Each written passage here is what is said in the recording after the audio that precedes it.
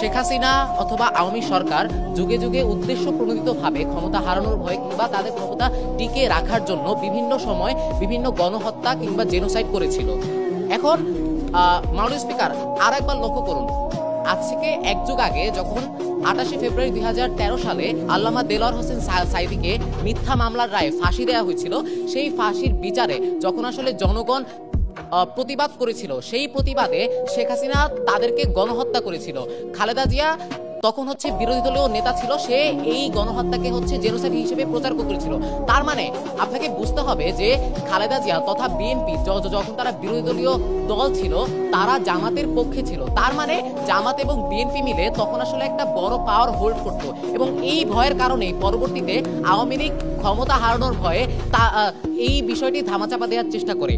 দ্বিতীয়ত, যুগে যুগে আওয়ামী সরকার অনেকবার চেষ্টা করে তাদেরকে যারা আসলে তাদের বিপক্ষে ভয়েস রেজ করে বা তাদের বিপক্ষে কথা বলে, সেই মানুষগুলোকে মেরে ফেলার, সেই মানুষগুলোকে তারা গণহত্যার মাধ্যমে আটকে দিতে চায়। আরো একটা জিনিস লক্ষ্য করুন, হত্যাকাণ্ড করা হয়েছিল আপনার ক্ষমতা হারানোর ভয়ে, কিন্তু পরবর্তীতে আপনার হত্যাকাণ্ড নিয়ে যেই সব জিনিসগুলো প্রচার করা হয়, ওই জিনিসগুলো প্রচার করা হয়েছে এই হত্যাকাণ্ডকে বৈধতা দেবার জন্য।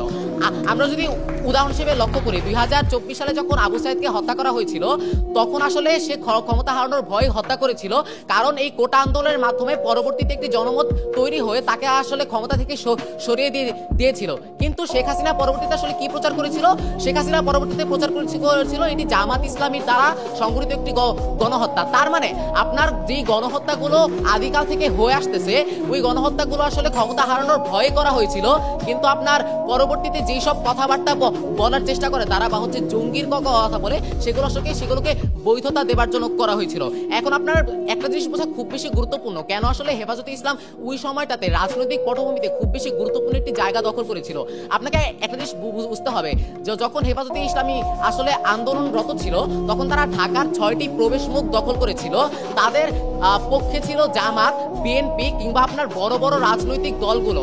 আওয়ামী লীগ তখন আসলে এই সংখ্যাটাই করেছিল, যদি তারা এই 3-4টা বড় বড় রাজনৈতিক দল যদি একত্রিত হয়ে যায়, তাহলে এটা আমার জন্য ভবিষ্যতে বিপদ।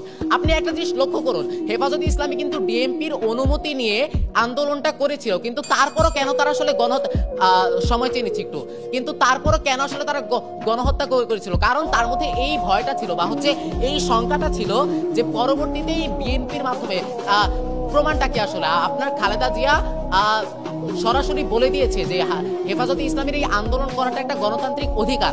আপনার বিএনপি ছিল, জামাত ছিল এবং হেফাজতে ইসলামীর আপনার হাজার হাজার তরুণ ছিল যারা আসলে জান দিতে